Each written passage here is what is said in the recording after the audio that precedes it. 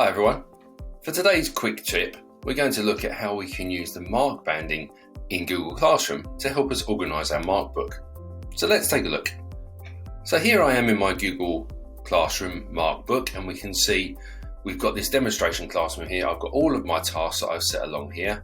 Some have got due dates, some haven't, some have got marks handed in, some haven't. But what's really difficult to see is exactly what's what, and when you've set a whole term's worth of work, it's hard to break things down.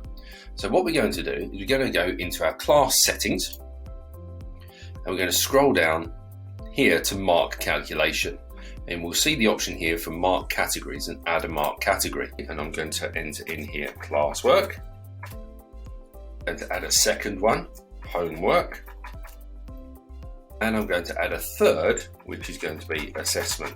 You could add any categories you like. It could be speaking, listening, reading, writing, anything you fancy really. Okay, it comes in here with its default points. You can change those if you want to. So I can make those worth 1 point each. It really doesn't matter, okay, too much. And then I'm going to click save. Now, immediately we don't see any particular difference, but now I can go back into any existing topic or existing assignment and change it, and any new assignments I can add a category to. So for example, this one here, the exit ticket, if I open that up and go to the instructions and I edit, we can see that I've now got a category showing here.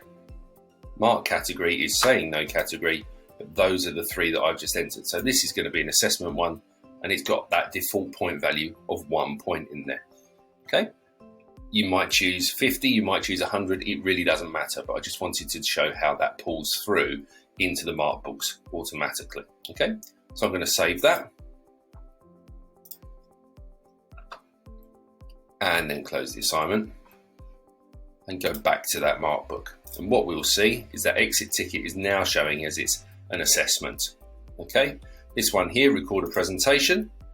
I can do exactly the same again, go back in and edit, and I can choose my category, and this one's going to be homework. It's worth 1 point, and I'm going to save that again. Okay, and again in our mark book, we'll see that that one's now marked homework. And if we're setting a new task itself, we can just create one here. So we create an assignment. This one is going to be record a video about your area. I'm not going to worry about instructions at the moment, but you can see here we've got a category, and this is going to be classwork, and again it's automatically picking up that point score. At any point, if I want to, I can go back in and I can change that point score in the settings.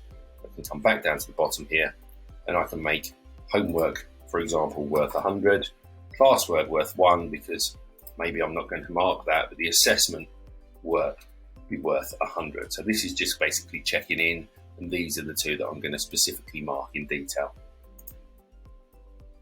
And I can update that. I'll go back to my classroom. You can see that we've got our record our video. That's there as classwork. We've got a homework. Because I've changed the scoring, I'd need to go in and update that. But overall, it's a much easier and cleaner way of being able to see what type of work each assignment is. Okay, so give it a try, see how you get on.